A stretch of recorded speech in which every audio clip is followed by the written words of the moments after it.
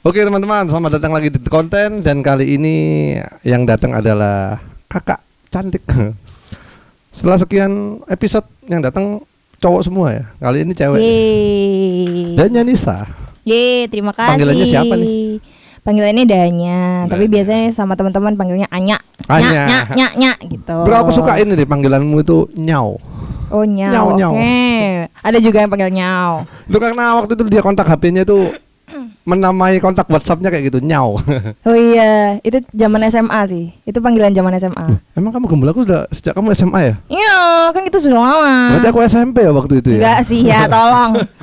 Kan aku sama kamu itu kan selisih berapa tahun? Banyak. Lebih belasan. Iya. Kan jauh Selisihnya sekali ya. beberapa belas tahun. Betul. Oke, Nyau. Sibuk apa nih sekarang nih? Aduh, mau jatuh. Oke. Mau jatuh-jatuh dulu deh kalau kita laluin. Oke, jangan. Lebih baik jatuh cinta daripada jatuh dari kursi karena nanti benjol.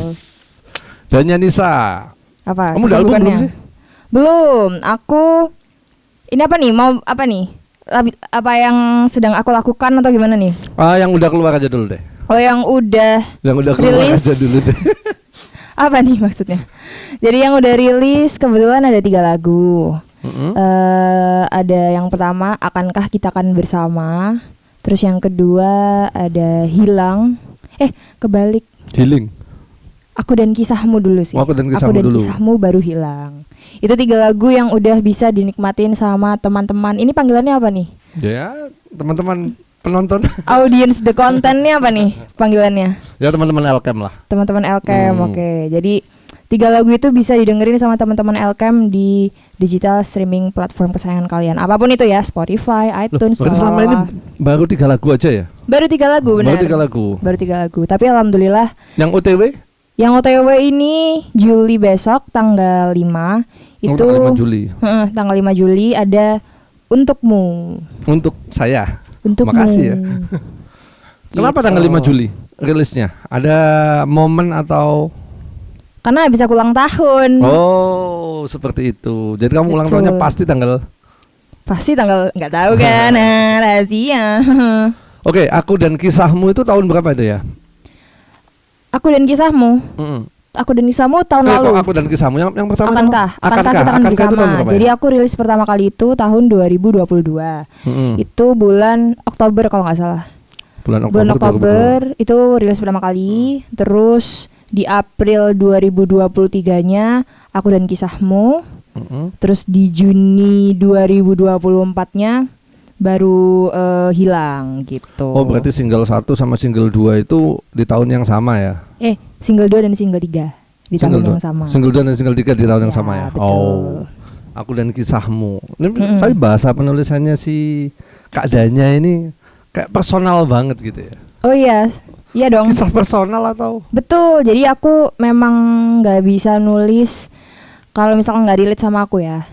Tapi untuk yang rilisan yang akan datang ini, yang tadi judulnya Untukmu ini, kebetulan aku tulis memang untuk sahabat aku.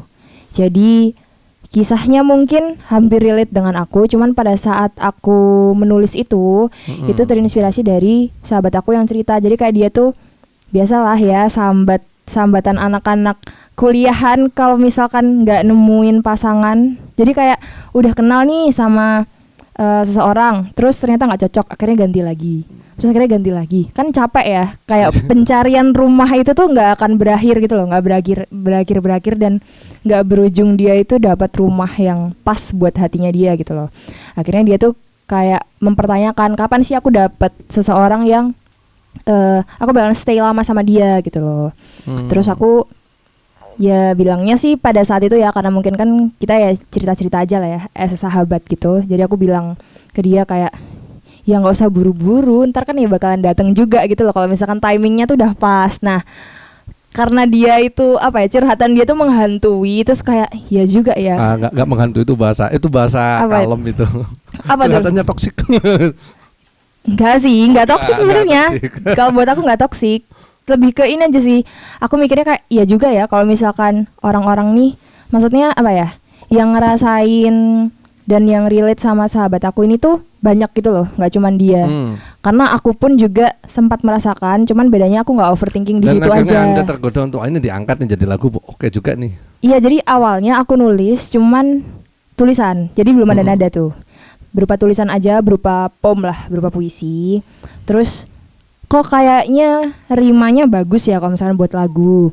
Terus sebelum jadi lagu, aku tulis itu, tulisannya aku kirim ke sahabatku. Kebanyak dari 3 single ya, dari 3 singlemu ini kamu bikinnya itu liriknya dulu atau? Kalau single dulu? Pertama kebetulan nulis langsung barengan sama nadanya. Jadi aku kadang sambil pegang gitar sambil nulis terus kayak nadanya ini lala udah jadi. Itu lagu pertama, terus lagu ketiga juga kayak gitu. Sedangkan Aku dan Kisahmu ini adalah rombakan dari tulisanku yang dulu zaman SMA banget. Zaman SMA. Terus aku ngerasa kayak kok jelek nih, akhirnya aku rombak, terus aku utik-utik sendirilah di piano, terus kayak nemu nih gitu. Nah ini yang mau aku tanya ini. Oke. Kamu tuh beredar sebagai penyanyi ya. Oke. Bernyanyi dan naik ke panggung tuh mulai umur berapa tuh? Start aku nyanyi berarti ya, nyanyi di panggung, nyanyi di panggung. Perform umur 2 tahun.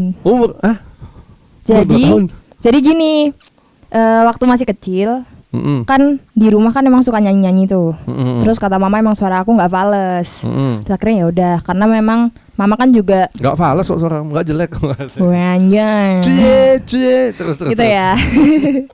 Jadi suaranya nggak fales, terus kayak sama mama didengerin lagu-lagu kayak lagunya Sherina, terus lagu-lagu soundtracknya Disney. Bahan dasarnya dimasukinnya di situ ya. Terus lagu-lagunya Tasya ya. Inilah tipikal tahun aku kan. Rilisanmu tuh sekilas kalau didengerin, tapi aku dengerin live-nya ya, pada waktu live-nya ya. Disney banget ya. Iya, ada yang bilang gitu sih. Jadi live-nya tapi dan ketika aku dengerin rekamannya enggak sih. Menurut aku ya, secara personal ya. Menurut pada waktu live-nya, live-nya bisa Disney banget ya. Oke. Nah itu mungkin ini ya Bas, agak loncat ya ke live-nya itu. Jadi memang pada awalnya lagunya ingin aku buat seperti itu. Cuman pada saat record itu tidak memungkinkan. Karena memang membutuhkan beberapa instrumen yang lebih komplit kan. Kalau misalkan, ya jadi kayak cara bikin megahnya gimana. Dan pada saat produksi itu tim aku belum capable untuk di bidang yang bagian-bagian itulah masih, karena kita sama-sama masih belajar arrangingnya, karena kita masih proses lah. Terus setelah berjalan beberapa bulan, belum ya. Setelah berjalan beberapa bulan dan kita sama-sama ngulik bareng, terus kayaknya bisa nih dibikin gini. Akhirnya kita bikin aransemen sedemikian rupa jadi lagu yang misalkan didengar di DSP itu lebih mellow ya, lebih melankolis, lebih calm gitu, lebih chilling lah jatuhnya. Untuk dibawakan ke panggung yang besar itu bisa lebih megah dibawakannya gitu. Tapi ini pengakuan jujur ya. Kalau lihat kamu live tapi formatnya nggak format full nih, format ini tuh 1, 2, 3, 4 lagu itu ngantuk. Iya betul. Soalnya apa ya? Ya melo, suara kamu juga condongnya ke lembut kan ya. Nggak kayak suaranya Dewi Persik yang gimana. Gitu. Jangan disebut, ini tidak disponsorin ya. Gak apa-apa, sebut-sebut aja sih. Oh siapa tahu sponsornya. Gudang Garam Jaya. Gak gitu kan ya. Jadi kan 1, 2, 3 lagu itu kayak ngantuk lama-lama. Iya betul. Tapi kalau live-nya tuh full band, itu beda. Ini gimana nih? Kru kreatif nih gimana nih? Kru kreatif nih. Tidak profesional ini. Asik. Oke, kembali lagi ke topik yang tadi. Kamu nyanyi berarti dari kecil ya? Dari soalnya kecil. Aku ketemu sama beliau ini ya. Itu waktu itu kamu umur berapa itu ya? Aduh, ya Allah. Pertama kali kelas 10. Di event jazz itu. Kelas 10. Jadi masa kelas 10? Iya, kelas 10. Itu bukannya aku masih SMP ya? SMP deh kayaknya. Oh, kita belum ini ya. Waktu aku belum join di komunitas itu ya. Masih ketemu biasa kan? Iya. Kalau masih ketemu biasa iya SMP. Kalau nggak salah itu zamannya ini. Apa masih di Goci itu tah? Fusion Jazz Community masih di Goci. Weh, enggak di Fusion Jazz Community. Tapi masa udah SMA enggak? Soalnya aku seingatku ya, itu waktu itu zamannya ini nih, band seumuranmu tuh loh, Elvira itu loh. Elvira itu masih SMP. Elvira itu SMP. Aktif-aktifnya Elvira itu SMP. Tapi waktu Elvira aktif, aku memang tidak kenal mereka. Memang kamu nggak kenal. Dan aku belum kenal Mas kan? Lah, aku kenal Mas itu pas SMA-nya. Jadi gini, Aku tuh join sama FJC itu kan kenal sama Om Uco sama Om Ari nih. Nah, kenal sama Om Uco Om Ari ini kelas 6 SD karena dulu waktu kecil tuh aku punya band jazz lah intinya. Namanya Kromatik. Sudah main jazz. Kromatik. Tahu. Ini kan mama papanya biasalah orang tua ambis gitu ya. Jadi kayak anak-anaknya nih dibawa nih ke komunitas-komunitas jazz ini, salah satunya FJC itu. Kita main di sana. Itu waktu 2012 itu masih di Golden City Mall. Di Goci. Masih di Goci. Terus abis di Goci itu kan rutin ini ya, eventnya rutin ya, jamming itu kan ya. Kalau di Goci aku belum ngikuti sih. Oh belum ngikutin malah. Berarti saya termasuk senior ya. Senior. Keren banget. Senior yang masih kecil. Senior masih kecil. Nah gitu. terus kamu ketemu aku waktu aku ngajar di sekolahmu kan. Iya. Di SMA 19 ya. Tapi pada saat itu kan kita sudah kenal yang di FJC-nya, yang sudah satu tim kan itu kan, sudah beberapa kali main bareng juga. Ternyata kamu sekolah di SMA 19. Dan yang saya catatanku pada waktu awal-awal ketemu tuh, kamu nggak punya lagu, kamu nggak punya lagu, sampai akhirnya bikin lagu lo Nyak. Iya. Kenapa baru tahun 2022 memutuskan bikin lagu setelah kamu nyanyi dari umur 2 tahun ya? Iya. Kenapa baru tahun ini? Pertama, karena aku tidak punya tim produksi. Jadi aku sebenarnya dari kecil kan emang udah suka nulis kan Mas. Jadi aku suka nulis puisi, suka journaling itu sebenarnya dari kecil. Terus SMP tuh sempet stop karena banyak kegiatan. Jadi dulu waktu aku SMP tuh sempet ikut kayak tim mini orkestra gitu. Dan kita tim mini orkes. Bukan orkestra. Beda ya. Jadi kalau orkes nanti kayak itu yang tadi Gudang Garam Jaya itu. Beda. Nah, ini di tim mini orkestra ini kebetulan dia aktif banget kalau misalkan kayak ada kongres pelajar di Surabaya, event-event yang diusung sama Bu Risma yang mengangkat pelajar-pelajar Surabaya lah. Terus kita juga join beberapa festival seni. Salah satunya itu Bedok Arts Festival. Ya, bener ya Vibre. Nah, Bedok Arts Festival ini kita ikut kalau nggak salah 2 kali, itu diadakan di Sleman. Jadi memang itu desa, aku lupa itu penyelenggaranya siapa, pokoknya dia seniman Jogja lah, Jogja. Banyak kalau seniman Jogja. Iya, seniman Jogja kan banyak ya, dan itu memang taraf internasional kan event itu. Jadi karena si mini orkestranya ini sudah banyak event lah. Jadi akhirnya sudah melanglang buana ya. Ya melalang buana, bisa dibilang melalang buana, tapi juga kayak ya bocah-bocah lah, gitulah intinya. Nah kita banyak experience di situ. Terus juga aku sendiri aktif di vokal grup aku. Untuk di band itu nggak seberapa. Jadi band aku tuh yang jazz itu tetap jalan, tapi cuman ikut festival band biasa lah, standar itu. Yang aktif adalah itu tadi yang orkestra sama vokal grup aku. Kebetulan waktu vokal grup itu aku sampai Jakarta juga. Jadi salah satu ajang di TV nasional gitu. Jadi kayak udah hektik di situ. Akhirnya udahlah aku nggak jalan lagi nih nulisnya. Sampai akhirnya pas SMA nyoba-nyoba nulis lagi. Terus ini lucunya adalah aku mulai aktif nulis lagi itu setelah kelas 11 les kimia. Les IPA lah. Jadi aku kan jurusan IPA nih. Karena kelas 11 sama 12 ini kan perlu buat naikin nilai buat SBMPTN. Bukan SNMPTN ya dulu ya. Itulah ya. Singkatannya banyak. Terus les nih. Tapi ternyata waktu aku les sama dia, itu yang masuk itu yang lebih memorable dan berperan ilmunya tuh bukan di IPA-nya. Dia siapa? Guru lesku ini. Jadi dia ini yang kenalin aku ke kayak musisi-musisi indie, jadi kayak Ardito, Danila, terus Aditya Sofyan. Terus aku dikenalin kayak bedroom recording itu kayak gimana, terus alatnya seperti apa. Ya soalnya yang aku percaya itu gini ya, kita berurusan sama musiknya udah lama, tapi kita mulai berkarya itu pasti salah satunya ada faktor lingkungan. Betul. Pasti ada faktor lingkungan. Nggak kurang kalau ngomong lingkungan bermusikmu, nggak kurang kamu bermusik dari udah SMP gabung ke komunitas jazz kan ke Bapak Uco. Halo Pak Uco. Halo. Nah, sudah gabung sama Bapak Uco, bahkan sebelum aku kenal sama beliau ya. Aku tahun 2011 kalau nggak salah pertama kali ketemu Om Uco itu. Nah, cuman kan dari lingkungan-lingkungan yang aku kenal itu, aku mengertinya dan memahaminya adalah musik produksi lagu, produksi lagu itu kalau sudah masuk ke ranah produksi lagu itu pasti mahal. mengeluarkan banyak biaya. Iya, Jadi iya, aku iya. nggak kenal istilah independen dan lain sebagainya. Aku nggak Zaman kenal. saya banget itu. Produksi Iya kan? lagu itu mahal. Iya. Kita satu angkatan kayaknya. Gitu ya. Terus akhirnya ini nama guru aku tuh Mbak Junita. Mbak Jun ini Yura ya? bukan bukan Yura Yunita, beda ya. Yura Yunani.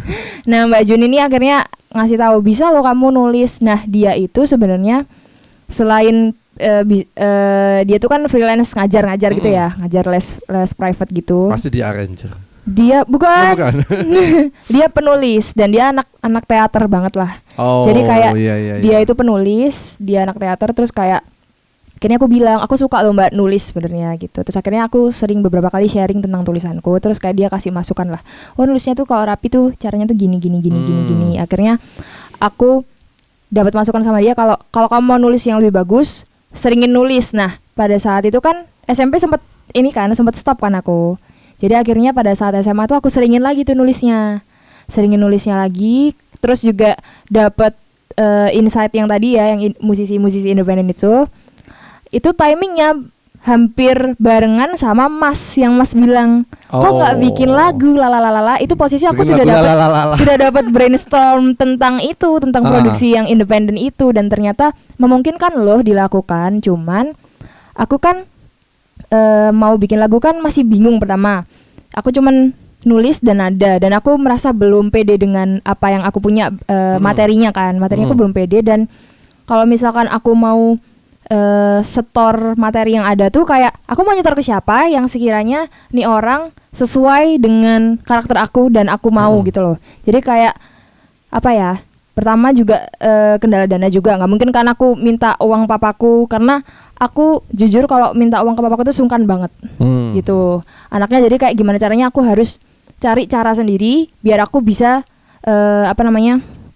anggapannya cari jalan sendiri lah gitulah. Cari jalan sendiri untuk mewujudkan karya. Iya betul gitu. Sekali, terus ternyata ternyata timingnya dapat di tahun 2018 lulus kan. Terus lulus SMA, ketemu sama teman-teman ini yang akhirnya jadi timku itu. Awalnya kita band, namanya Project Larut Malam. Oh iya, PLM. Iya kan? PLM. Nah itu adalah yang rilis ya? itu. Aku ngasih pelesetan apa? PLM itu dulu apa ya? PLN. Bukan, project apa itu ya? Lupa aku. Ya. Iya, sempat gitu ya. Iya. Sempat jokes inside jokes gitu lah. Project Larut Malam. Itu jadi kita awalnya as a band, terus aku setor lah. Jadi waktu aku join sama mereka tuh aku tanya, sebenarnya kita band ini tuh, si PLM ini tuh mau diapain nih arahnya? Mau festival band kah? Atau mau reguleran kah? Atau mau ngisi-ngisi pensi gitu kan? Terus anak-anak bilang mending Project Larut Malam buat ngisi pensi aja gitu. Jadi kayak pensi-pensi SMA, terus SMP, SD. Enggak dong, kalau SD kayaknya agak serem ya. Ganti, bukan Aku dan Kisahmu, cucak-cucak di dinding. Waduh. Nah itu ya kayak pensi-pensi, terus acara-acara kampus lah jatuhnya, festival-festivalnya anak-anak lah, muda gitu. Terus karena aku sudah ada demo nih, udah punya demo, terus kayak gimana kalau misalnya kita bikin aja gitu. Jadi kita bikin lagu sendiri. Udah ada materi waktu di Project Larut Malam ya? Jadi aku sudah punya demo, terus aku udah lebih pede lah. Jadi sebenarnya kenapa kok aku berani dan trust ke mereka? Karena pada saat aku pertama kali join sama si teman-teman Project Larut Malam ini, kita tuh awal inget banget setelah satu event pertama, kalau nggak salah, satu event pertama atau dua event ya, aku lupa. Kita itu next latihannya tuh kita tuh mau bikin cover. Terus aku ngeliat, oh anak-anak ini paham DAW gitu loh. Oh, bisa produksi sendiri ya? Bisa produksi sendiri dan mereka punya alatnya. Akhirnya aku ngajak lah mereka, ini loh aku punya demo nih, mau nggak kita bikin bareng-bareng nih gitu. Nah, terus kenapa Project Larut Malam nggak dilanjutin? Nah ini nanti. Nah iya. Ceritain aja. Iya makanya belum sampai situ. Sabar. Oke, sabar ya. Jadi terus akhirnya kita bikin lagu. Terus kebetulan basis aku si Viko itu nih, Bro Syafiq yang sekarang di Project Larut Malam sudah ini ya, sudah si ini Bro Syafiq. Iya, jadi memang teman-teman produksiku ini anak PLM gitu. Jadi kita memang nggak terusin as a band, tapi kita as a team masih gitu. Project Lampu Mati ya aku. Oh iya bener, Project Lampu Mati gitu.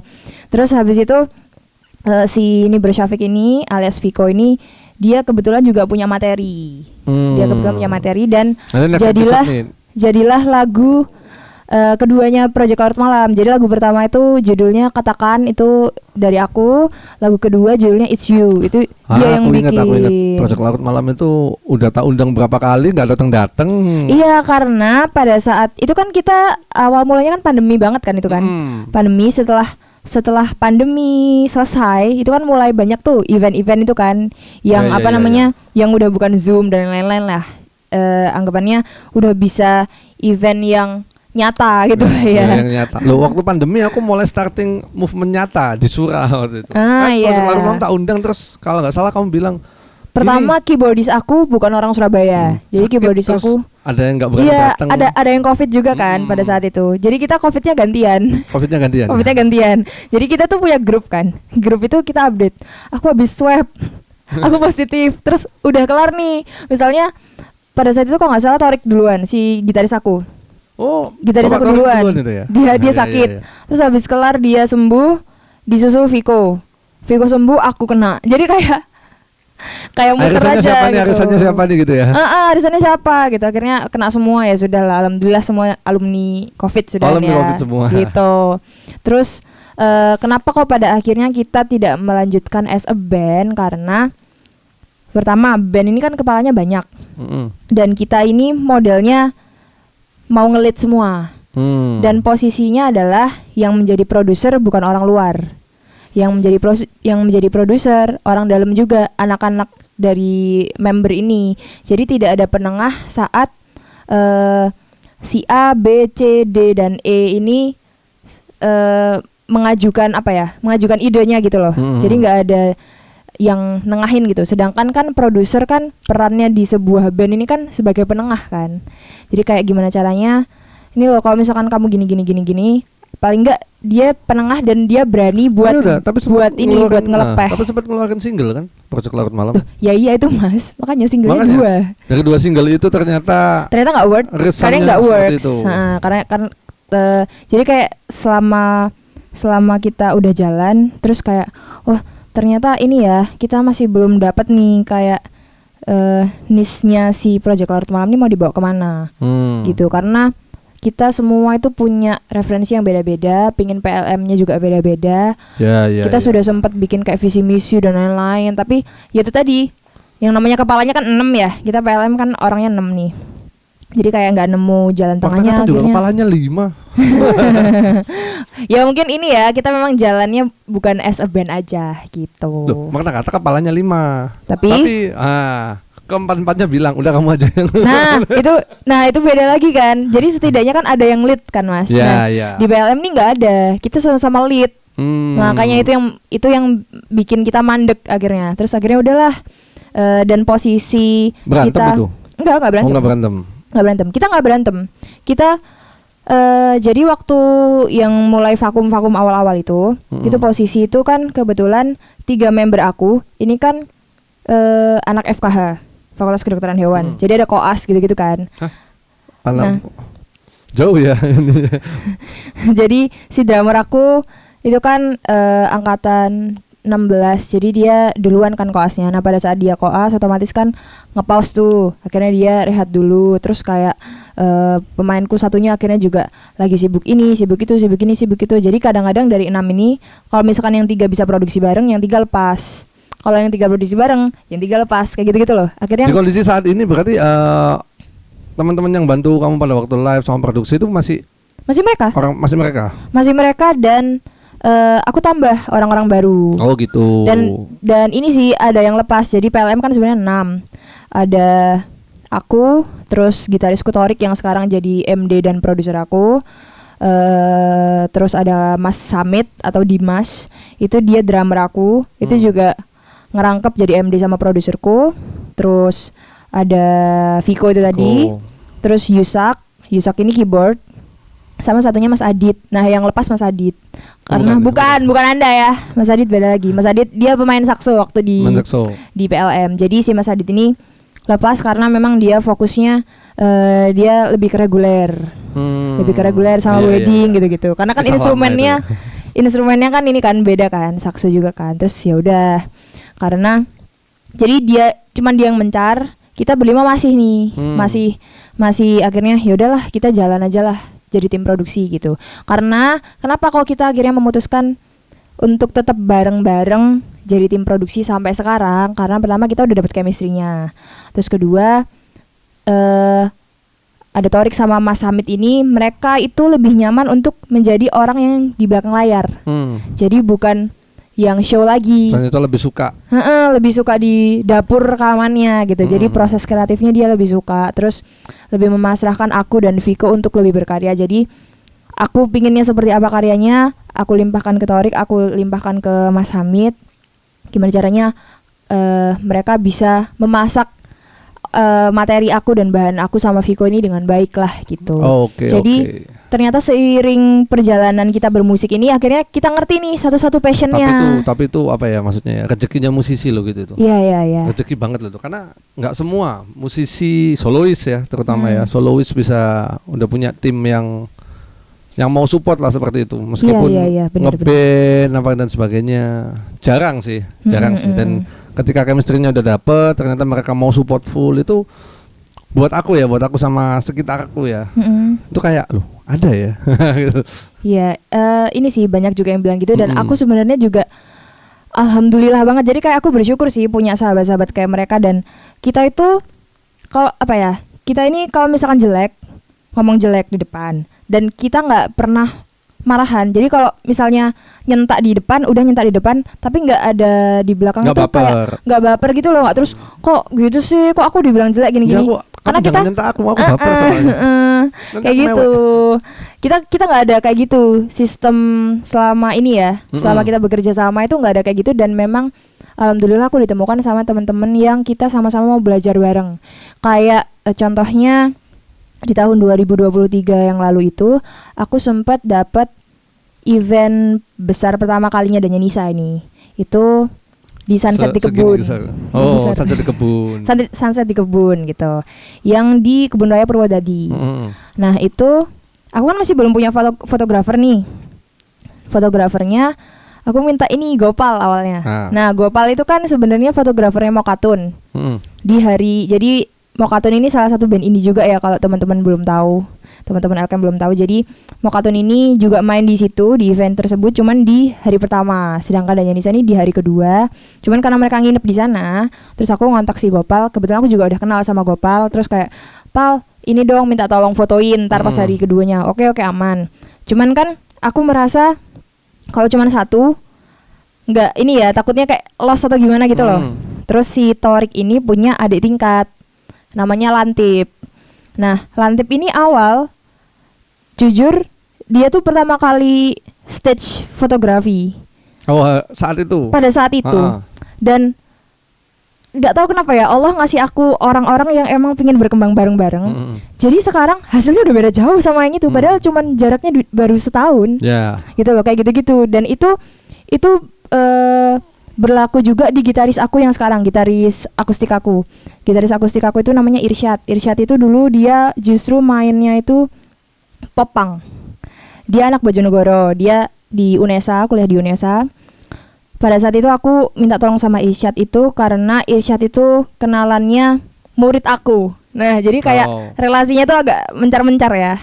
Nah, si murid aku ini awal ini, aku kan ngajar vokal. Dia les. Oh iya, dia juga pengajar vokal ya. Dia les. Dia les sama aku, dan kebetulan dia ini sepantaran sama aku. Akhirnya jadi teman kan kita. Jadi teman, terus ternyata dia sempat sekolah di Jogja, sekolah sound engineering. Gitu. Terus akhirnya kita, aku lagi, dan posisinya timingnya tuh kayak pas banget gitu loh. Jadi kayak waktu aku lagi proses merintis si Danyanisanya ini awal banget. Berarti kan kita butuh posisi tim-tim itu tadi kan, ada sound engineer lalala. Terus ketemu si ini namanya Zaki ini kebetulan ternyata tetangga aku. Jadi rumahnya tuh di belakang aku. Rumahnya tuh di perumahan belakang aku banget. Jadi kayak cuma jalan kaki itu sampai gitu loh. Ada alasan juga sih kenapa aku, kan pada waktu itu kan saya guru Anda ya waktu itu. Iya betul. Kenapa pada waktu itu aku mengkampanyekan banget ke murid-muridku yang musik, murid-murid musik lah ya, memang ngajar musik ya. Kenapa aku kampanyekan, kamu bikin karya dong. bikin lagu, bikin karya. Karena pengalaman yang tak rasakan sendiri adalah ya itu tadi. Kamu juga ngalami dari satu karyamu yang coba kamu angkat. Di situ kamu akan ngumpulin banyak value dari temanmu yang merapat mau belajar, mau ngelengkapi sesuatu. Akhirnya ada alasan kenapa dia harus apa ya maksudnya ya? Ada alasan dia untuk aku harus belajar lagi nih. Minimal buat dukung kamu. Tapi di belakang itu semua kan bisa jadi rezeki yang lain. Contohnya kayak fotografer siapa tadi? Lantip. Nah, Lantip. Si Lantip misalnya dia nggak akan pernah jadi stage fotografi kalau dia nggak bantu kamu di Sunset di Kebun ya. Dan nggak akan pernah ada Sunset di Kebun kalau kamu nggak pernah rilis karya. Betul. Nah, akhirnya dari karya-karya itu nanti yang akan ngumpulin lingkunganmu, ngebentuk lingkunganmu. Jadi impactnya memang seperti itu. Cuman impact ini nggak bisa langsung terasa gitu, nggak bisa langsung terasa. Beda sama kayak kamu belajar lagu A, belajar lagu B, dapat sekian lagu, ntar kamu main wedding. Nah, duitnya tuh, gambaran duitnya tuh terasa. Bukan menyudutkan teman-teman pemain reguler ya, bukan menyudutkan. Ini beda, memang beda. Beda apa namanya? Beda kolam. Beda karena maksudnya ketika kamu musisi, kamu punya karyamu itu nanti yang akan nambah value-mu. Mungkin akan nambah juga value teman-teman sekitarmu. Ya pastinya cocok-cocokan tim lah. Ada datang tim yang silih berganti lagi. Dulu aku juga gitu, berkarya lagunya udah jadi, tiba-tiba ada yang datang. Mas, tak bikinin klip dong. Aku nggak pernah bikin klip nih. Mau nggak kita kerjasama nih gini. Bukan ngomongin gratisan apa gini dan sebagainya enggak, tapi memang bertukar value. Pasti ada orang yang kepingin mencoba sesuatu tapi dia butuh objek lah bahasanya ya, butuh objek yang beneran. Ada temanku mau bikin PH, dia nggak punya experience bikin video klip. Akhirnya eksperimennya sama bandku pada waktu itu. Eksperimennya sama bandku. Toh kalau dipikir-pikir, aku juga nggak punya video klip. Nah dia akan bikinin nih. Dia nggak pernah bikin video klip. Daripada dia suruh teman-temannya untuk main musik, hasilnya nggak proper, mending yang band udah jadi aja. Benar. Nah seperti itu. Kalau dia mau mengajukan ke band yang lebih besar juga nggak akan jangkau ke sana. Mungkin secara standarnya apa dan sebagainya. Akhirnya kan kita sama-sama belajar. Nah karena itu aku mesti campaign ke siswa-siswaku pada waktu itu. Udah bikin karya aja. Nanti akhirnya value itu ngumpul. Iya benar-benar. Seperti itu. Benar. Kamu ngerasain sendiri? Iya ngerasain sendiri. Jadi ternyata seiring apa ya? Hikmah. Waduh hikmah. Di tengah perjalanan Danyanisa ini Allah kasih apa ya? Rezeki itu nggak cuma duit gitu loh, tapi sahabat-sahabat yang royal dan loyal gitu loh. Dan mereka tuh stay sampai sekarang gitu loh. Dan mereka juga sama-sama seneng, apalagi kemarin ya yang gigsku terakhir ini. Tapi kalau katanya Chef Juna uang datang belakangan. Betul. Value yang semakin meningkat. Betul. Insya Allah, amin gitu ya. Kan usaha tidak mengkhianati hasil. Kata Kak Juna gitu, kata Kak Juna. Jadi kayak kemarin kita akhirnya dapat gigs yang besar dari Mas kan. Dapat bukan dari saya. Dari mana nih dari terus? Penyelenggara event. Oh, dari penyelenggara. Iya, tapi kan Anda ini ya kan, apa namanya? Penjembatan ya kan. Perantara. Ya? Perantara, betul. Jadi kayak apa ya?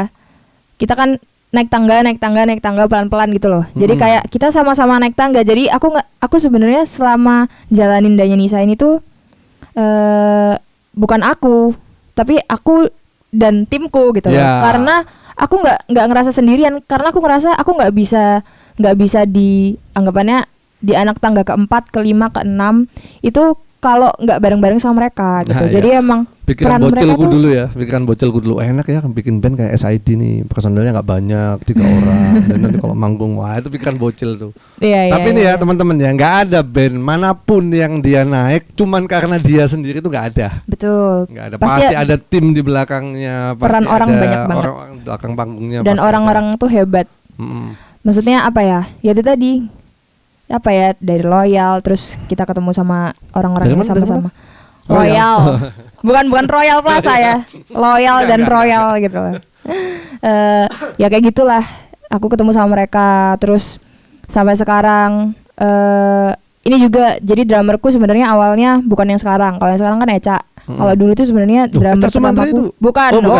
Amin ya. Keren dong. Ntar di tahap itu.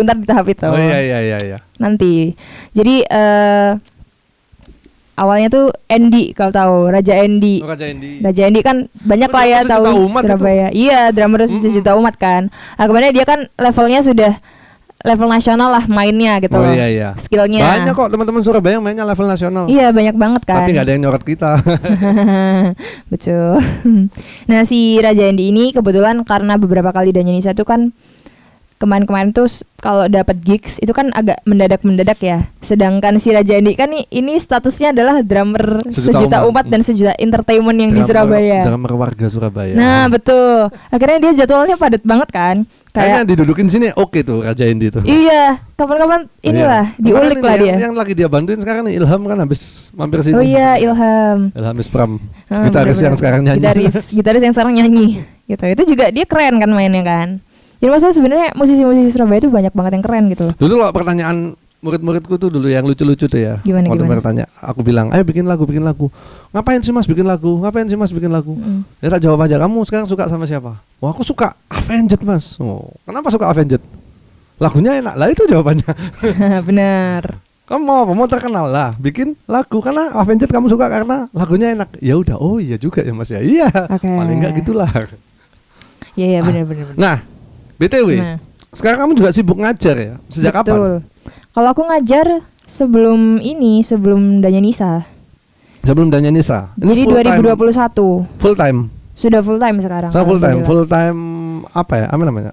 Tapi jatuhnya tetap freelance karena aku ngajarnya kan private. Oh. Private sama ini ya, apa namanya, ekskul. Udah 220-an siswa. Oh ya.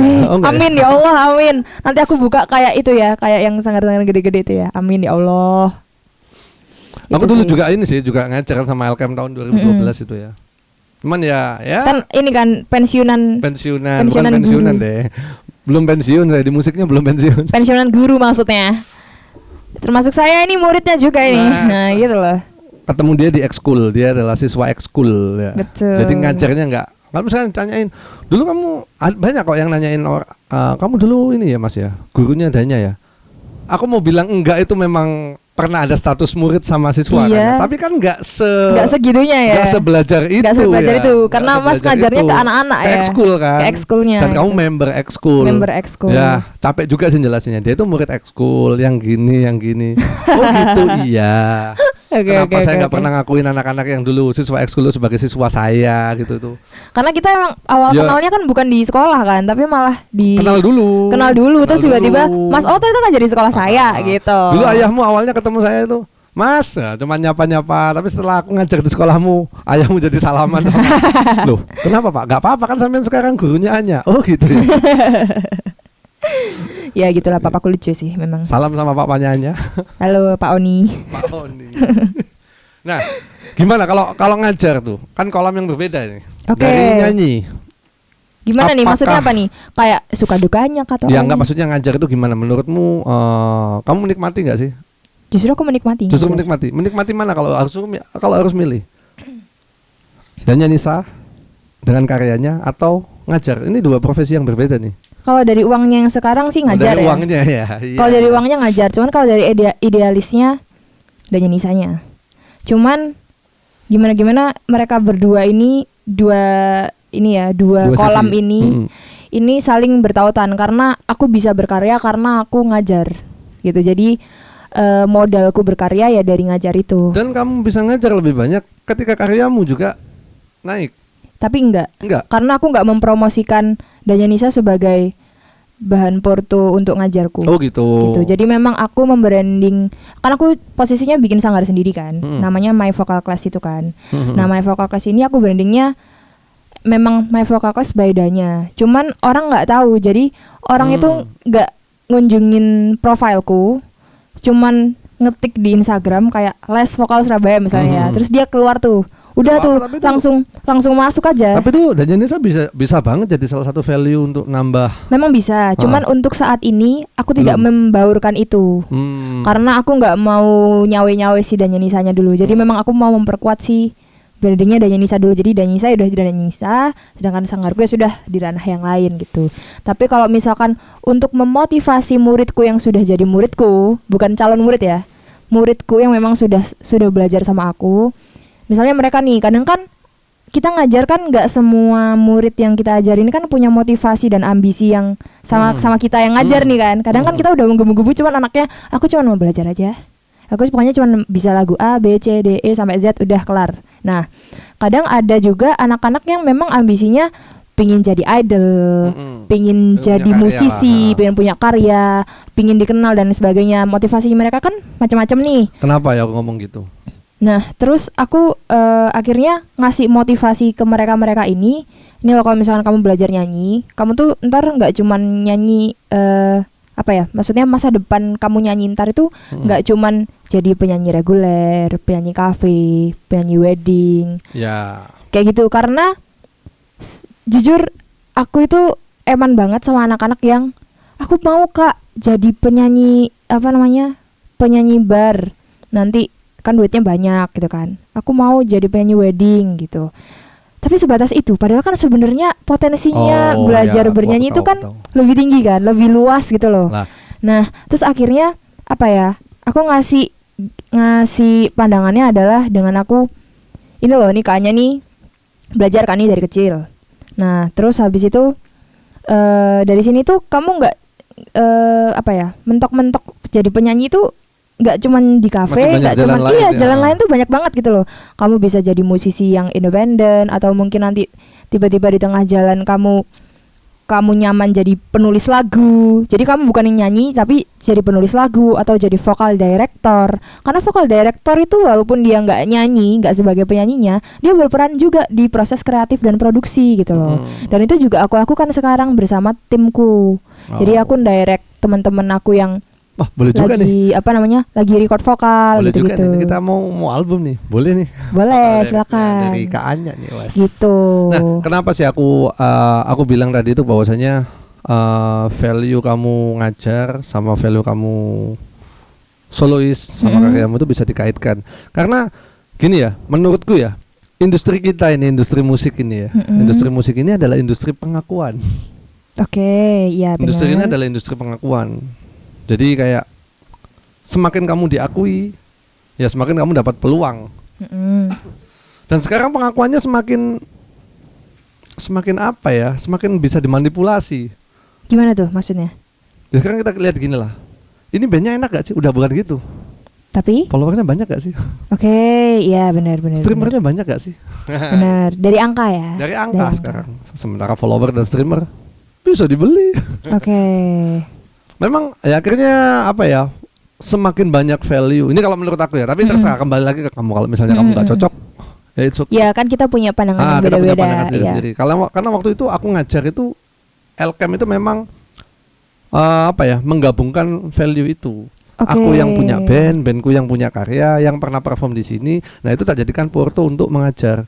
Dan akhirnya pengajaranku bukan ke pengajaran teknis, tapi ke pengajaran jenjang untuk bisa jadi. I see. Nah seperti itu. Aku juga sebenarnya untuk hal yang itu ya, untuk hal yang itu sudah aku praktekkan juga. Jadi aku mengajarkan ke murid-muridku untuk saat ini basic skillnya dikuatin dulu kan. Itu udah pasti ya. Basic skill udah pasti dikuatin lah. Jadi jangan sampai dia di panggung gaisok blas, terus fales kabeh, terus napasnya ngos-ngosan gitu loh. Yeah. Terus powernya kecil, terus masih pitch controlnya masih nggak bisa kayak gitu. Jadi basic skill benar-benar aku kuatin.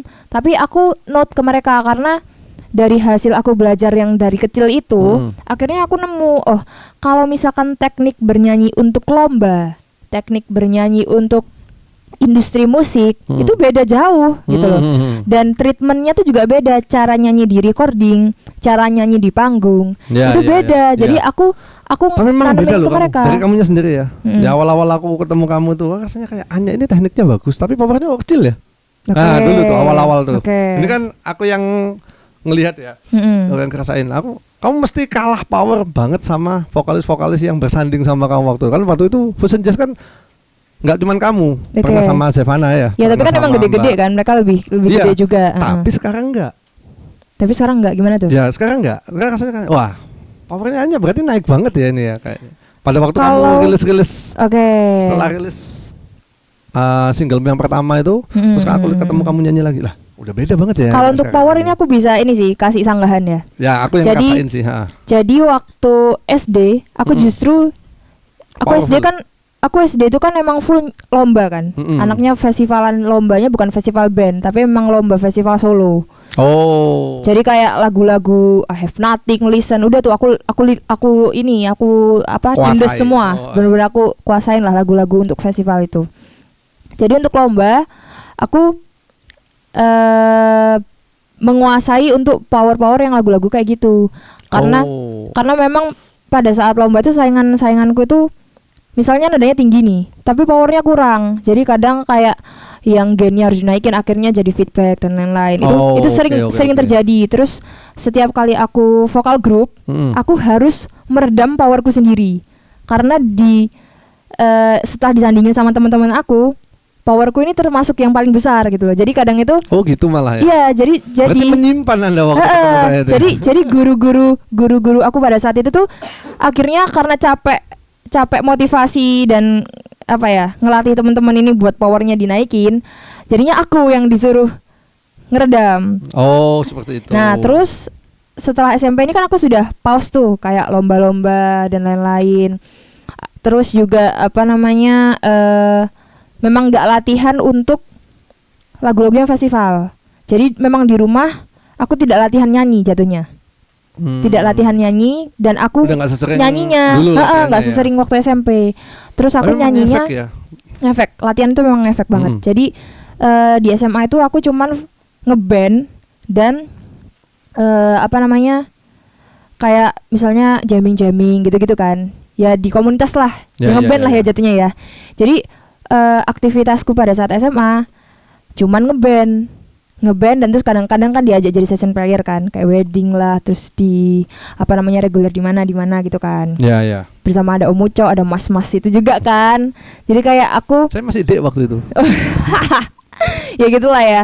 Nah, pada saat SMA karena aku mengurangi jadwal latihanku, jadi secara tidak sadar mungkin ya, akhirnya powerku kebawa karena nggak kebiasaan, anggapannya nggak panas lah. Iya. Gitu. Akhirnya tenggelam lah. Jadi mungkin memang aku rasain sendiri kalau recording sama live itu beda kan? Banget. Beda kan. Pada waktu recording aku main live itu kan kayak ya udahlah kan, live itu sesuatu yang kayak didengerin saat itu. Betul. Setelah itu nggak dikenang kan bahasanya ya. Setelah itu kan ya udah lewat. Tapi kalau recording tuh awal-awal aku record tuh, kok kayak gitar kok kayak belum makan.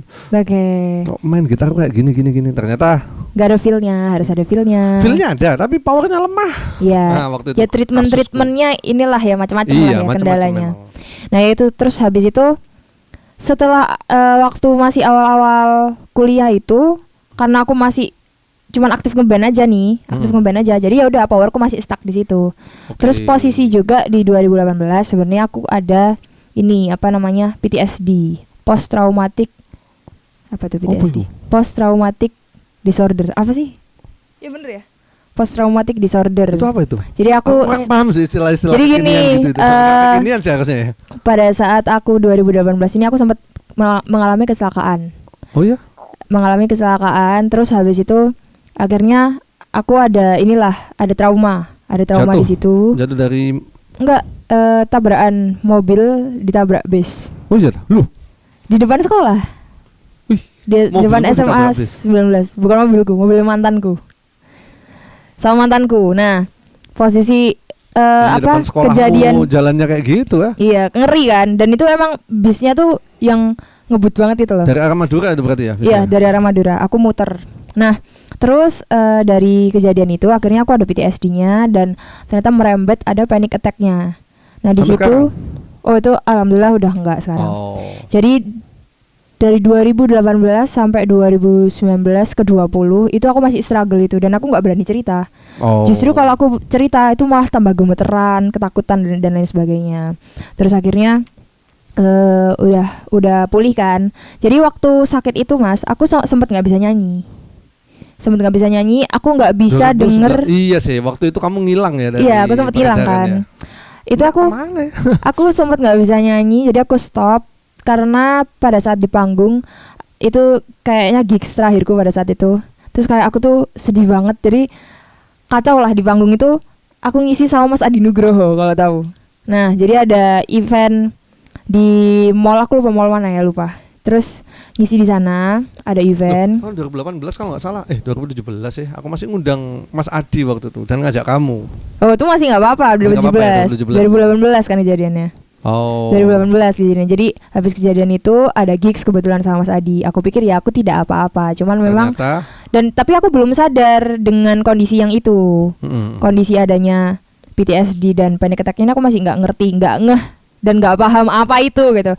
Pokoknya intinya sebenarnya ada yang terjadi lah dalam tubuhku, tapi aku nggak aware dengan itu dan aku nggak sadar. Terus ya nyanyi aja. Ternyata saat di panggung aku kena anxiety attack-nya.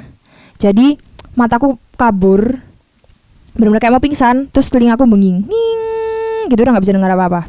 Nggak bisa dengar apa-apa. Terus aku baca doa kan otomatis kan, kenapa nih gitu kan, bingung dong. Terus tiba-tiba ketakutan nggak karu-karuan. Jadi kayak apa ya, panic attack itu mungkin kasarannya adalah seluruh ketakutan di dunia ini tiba-tiba numpuk jadi satu di kepala. Jadi kita nggak bisa handle. Iya, ngebayangin nggak enak, yang enggak dan yang nggak enak-enak gitu. Terus kayak akhirnya aku turun panggung. Jadi aku pada saat itu selesai berhasil menyelesaikan satu lagu. Aku turun panggung, aku nangis karena aku nggak bisa handle itu kan. Jadi kayak aku sendiri nggak ngerti yang terjadi. Mas Adinya nggak bingung? Yang terjadi pada saat itu apa? Bingung. Dikiranya aku asam lambung. Yang nggak tahu, namanya orang nggak tahu ya. Iya, namanya nggak ngerti. Aku pun juga nggak ngerti. Terus akhirnya sejak saat itu udah aku pause tuh nyanyi, nggak nyanyi dulu sekitar 3 mingguan sampai akhirnya sebulan 2 bulan gitu. Terus aku kena serangan panik atau panic attack-nya tuh yang paling parah itu tengah malam. Terus aku dibawa ke UGD. Itu posisi aku udah nggak bisa napas, terus seluruh badan dingin, kaku. Terus kayak apa namanya, inilah psikomatis lah, psikomatis. Itu ya? Iya, karena kalau udah panic attack kena psikomatisnya kan, jadi kayak seolah-olah tuh aku kenapa gitu. Akhirnya kerasa di seluruh badan nggak karu-karuan, detak jantung naik dan lain-lain. Terus setelah di sana, karena memang waktu serangan paniknya ini sudah selesai, jadi di sana kan sampai di UGD kan sudah tenang. Saat dicek vitalitasnya aman semua. Terus dokternya tanya, yang di UGD, ini anaknya kenapa, di rumah habis kenapa gitu. Takutnya tuh kayak habis dimarahin gitu loh. Jadi mamaku ditanyain, tapi nggak di depanku. Jadi kayak mamaku dipanggil gitu. Terus ini anaknya habis dimarahin atau enggak gitu. Terus habis itu enggak kenapa-kenapa lah. Tapi memang pada saat itu tuh aku sudah dalam waktu 1 sampai 2 bulan tuh aku nggak bisa tidur. Aku udah kayak zombie di rumah itu. Aku nggak bisa tidur, nggak bisa makan tuh dikit. Nggak enak banget. Nggak bisa aktivitas, nggak bisa mikir, jadi kayak bengong. Terus malam nggak bisa tidur, jadi aku tidur itu pagi itu pun cuma 2 jam, terus aku bangun lagi gitu. Terus itu selama hampir 2 bulan. Terus tapi akhirnya tetap itu ya? Itu udah nggak sekolah kan? Udah nggak sekolah itu. Udah lulus ya? Udah lulus. Nunggu pengumuman gitu kalau nggak salah. Oh iya. Nah itu kan, terus akhirnya mama bilang ke dokternya kalau beberapa sebulan yang lalu tuh aku habis kecelakaan. Terus kayaknya ini kena ini Bu, PTSD sama panic attack gitu. Mungkin nanti saya rujuk ya ke psikiater. Akhirnya dirujuklah ke psikiater. Jadi udahlah kan ya, prosesnya ada panjang itu ya. Sampai akhirnya aku ngeband lagi. Awal-awal ngeband itu pas masuk kuliah itu ya sama PLM itu gitu. Jadi itu sebenarnya pas aku pause itu aku sampai nggak bisa denger bass line di sound out. Itu sakit banget di telinga. Padahal aku kalau di panggung aku suka dengerin bass line. Jadi patokan kan? Iya, jadi patokan kan. Aku nggak bisa dengerin dan itu sakit banget di telinga. Jadi aku kayak, apakah aku harus mengakhiri bernyanyiku? Drama banget itu. Itu sedih sih. Lagi itu cuman alhamdulillah aku bisa melewati itu semua gitu. Ya syukur deh kalau sekarang udah ini ya, udah alhamdulillah membaik ya. Iya betul. Oke nya, yang terdekat ini berarti mau single atau album? Single dulu. Single lagi. Single. Jadi single ini aku tujukan kepada sahabatku yang tadi aku udah cerita di awal itu ya. Jadi tapi sebenarnya untuk personalnya ke sahabatku, tapi aku buat lagunya karena aku merasa banyak orang yang relate juga. Jadi kayak pencarian rumah ini tuh nggak akan ada habisnya dan bakalan capek karena kenyataannya kita tuh seringnya tuh cuman muter-muter aja gitu loh. Nggak selesai-selesai kan, kayak ketemu ini itu nah muter-muter terus gitu kan. Yang tahu timingnya kan cuman Tuhan nih. Jadi aku pingin dengan rilisnya lagu ini tuh bisa jadi obat untuk semuanya dan sahabatku dan mungkin aku sendiri yang sekarang ya. Jadi kayak nggak apa-apa, tenang dulu, enjoy dulu sama karirnya, sama impiannya, sama diri sendiri. Ya. Bener, nggak usah mikirin itu dulu lah. Cinta tuh bakalan hadir di waktu yang tepat gitu loh. Begitu itu pesannya. Iya. Tapi aku sampai hari ini tuh belum bikin lagu cinta loh. Oh ya? Iya. Jarang, kayak gimana ya, kayak ya belum nyoba aja sih mungkin ya. Berarti selama ini kalau Mas nulisnya dari apa nih? Biasanya aku minta anak-anak nih, kamu lagi seru bahas apa nih? Oh, berarti dari ini dong, isu sosial. Ya akhirnya gini, aku ngincar pendengar tahun berapa nih. Nah anak-anak seumuran itu tuh aku biasanya sampling 10 anak. Misalnya ya aku mau butuh pendengar di usia 15 sampai 20. Nah 15 sampai 20 aku cari 10 anak. Aku tanyain, kamu lagi seru bahas apa sih sama tongkronganmu? Tentang ini. Nah di data terbanyaknya itu yang tak bikin. I see. Kita tak bikin ininya, bikin apa? Bikin jadi premisnya. Topik. Jadi premisnya. Gampangnya gitu, nanti setelah premisnya ketemu, tentang permasalahan ini misalnya, permasalahan itu langsung jadi ref. jadi jatuhnya ke ref dulu. Ke chorus dulu jadinya ya biasanya. Apa ya? Punchline dalam sebuah lagu menurutku ref sih. Oh iya. Kan? Wah, ini kebalik sih kalau sama aku. Coba aku mau denger dulu deh. Kalau yang dari chorus dulu tuh gimana? Ya chorus akhirnya ini pembuka aja. Oke. Pada saat proses ininya ya. Chorus itu ref ya? Iya, chorus kan ref. Ya misalnya nih kayak waktu itu salah satu lagunya Magna Carta yang Sampai Kapan itu kan, aku tanya akhirnya datanya mengarah ke arah ini Mas, orang yang sambat aja. Gak ada bersyukurnya gitu. Padahal dia tuh kalau cuman ngelihat aja tuh ya akan selalu gitu. Coba aja dijalanin dulu lah gitu. Oke. Bagus juga tuh topiknya tuh. Akhirnya topik itu kan tak bangun nih, tak building, ya udah. Terus aku cari tahu nih, lagu ini ngajak orang untuk sambat, ngeritik orang sambat, kan banyak tuh kan. Atau motivasi gitu ya. Motivasi biar nggak sambat atau gimana. Ternyata jatuhnya lebih ke arah enggak Mas, yang ini aja, yang ngeritik, nampar orang yang sambat aja gitu loh. Nampar orang yang ngeluh aja. Jadi kayak ojo sambat aja gitu jangan ngeluh aja. Akhirnya aku ketemu melodi sama liriknya itu, sampai kapan kau kan terus menyalahkan semesta. Nah itu. Jadi sampai kapan tak bisa kau terima semua yang ada. Nah, sampai kapan lihat saja dulu dirimu, sudahkah kau coba jalani? Tanpa semua keluhan yang selalu kau ungkap. Berarti jatuhnya refleksi diri. Iya, jadi itu refnya kan. Nah, refnya udah jadi nih. Nah, sekarang pengantar refnya apa nih? Verse 1-nya, verse 2. Selalu merasa tak beruntung. Ya meskipun aku dapat di lagu yang Sampai Kapan, sedikit cerita aja ya. Jadi lagu Sampai Kapan itu aku selitan bikin verse-nya malahan. Apa ya, kata-kata yang cocok tapi enggak. Ya cocok nggak jelek, nggak kurang. Nah, sampai akhirnya aku nggak nemu itu, agak lama itu, ya 3-4 harian lah. Aku buat verse-nya itu, nggak dapet. Paling lama berarti berapa hari prosesnya? Kalau bikin lagu satu gitu? Nggak bisa dibilang lama dan cepet ya, karena kalau memang lagi niat sekali duduk juga jadi. Iya kan? Kalau memang lagi niat ya. Lagi niat. Tapi cuman paling lama, rekor paling lama yaitu 3-4 hari itu. Ya menurut aku cukup lama, tapi itu bukan paling lama. Oke. Cukup lama. Enggak untuk Mas aja, untuk selama ini. Gak pernah ingat. Cuman salah satunya itu ya cukup lama ya. Aku yang pernah bikin lagu sekali duduk jadi ya terus sampai 3-4 hari menurutku lama sih. Iya. Sesimpel itu sih. Benar. Sesimpel itu. Lah, akhirnya aku buka referensi orang yang mengeluh keluhan. Nah itu tarik tuh di Google tuh ya. Keluhannya itu apa? Keluhan, puisi keluhan gini dan sebagainya. Tahu nggak dapetnya dari mana? Hanan Ataki. Wow. Jadi Hanan Ataki gini, buat kamu yang merasa nggak beruntung. Cocok nih. Buat kamu yang selalu merasa dicurangi. Wah cocok. Nah akhirnya verse-nya selalu merasa tak beruntung. Oh alah. Saat bandingkan diri dengan mereka, selalu merasa dicurangi. Nah itu dari.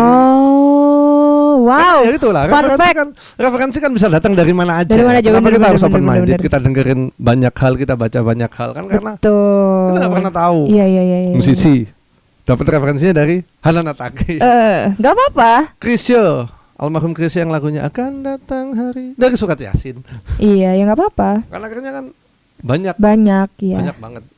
Dan pendekatan itu yang bikin ciri khas di setiap karyanya masing-masing orang kan. Makanya kalau aku bikin lagu, aku belum sih bikin lagu cinta yang gimana gitu.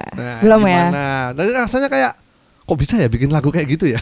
Oh, I see. Kok bisa ya bikin lagu yang aku dan kisahmu yang telah kayak enggak tahu ya.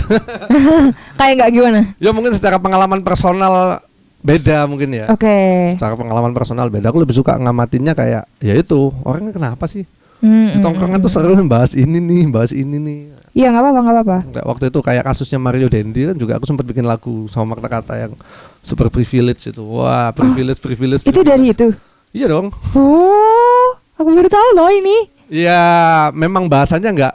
Ya aku tahunya kan gini sih. Ya kita kan juga berindustri ya. Karya seni yang terindustri kan seperti itu. Jadi nggak terlalu personal banget.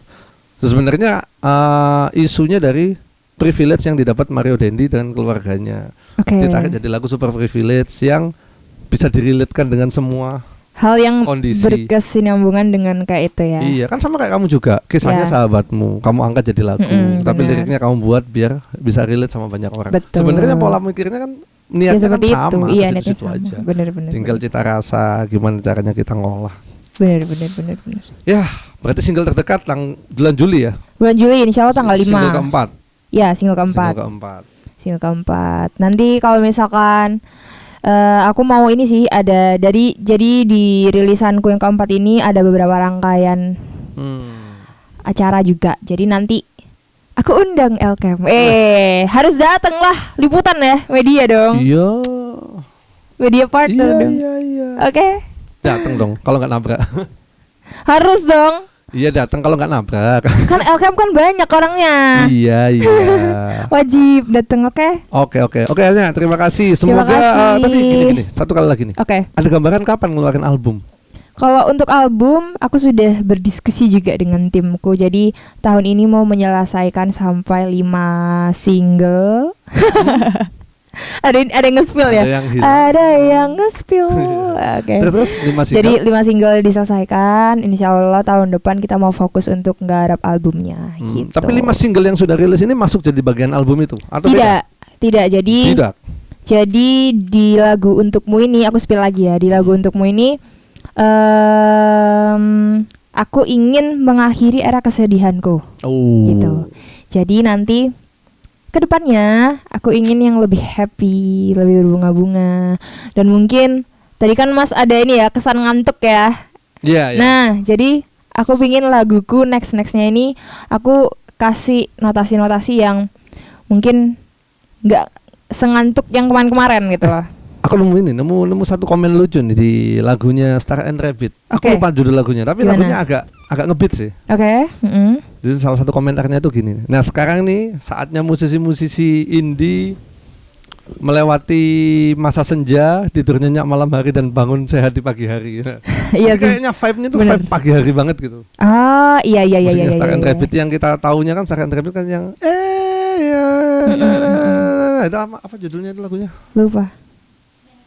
Man Upon the Hill. Oke. Itu kan kayak senja banget, terus kayak sore banget suasananya. Iya. Nah, jadi yang apa itu aku lupa judulnya. Nanti lah tak spill lah nanti. Jadi kayak komennya itu kayak sekarang anak-anak indie ini ya sudah pada tidur malam yang sehat dan bangun pagi. Nah, itu juga sebenarnya aku agak apa ya? Kayak orang tuh jadinya ngira indie tuh sebagai genre nggak sih? Ya kan, bener kan? Keresahan lama ini sebenarnya. Karena ini genrenya indie.